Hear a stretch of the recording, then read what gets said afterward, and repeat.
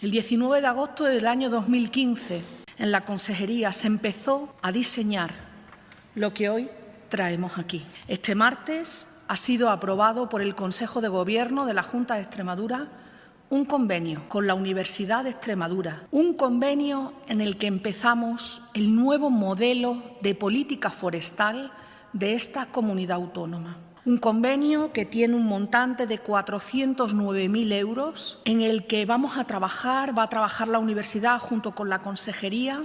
Vamos a poner en valor los montes de utilidad pública de las comarcas de Sierra de Gata y de las Urdes. La voluntad política es clara y manifiesta de trabajar en un nuevo modelo de política forestal participativo desde la participación social de los municipios integrantes de esas comarcas, y vamos a trabajar en la comarca de Urdes y en Sierra de Gata.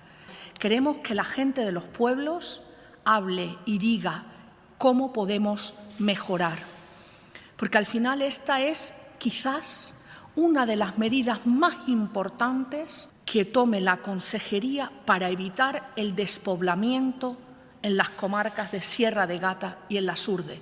Diréis, ¿qué tiene que ver un nuevo modelo de política forestal con evitar el despoblamiento de las zonas rurales?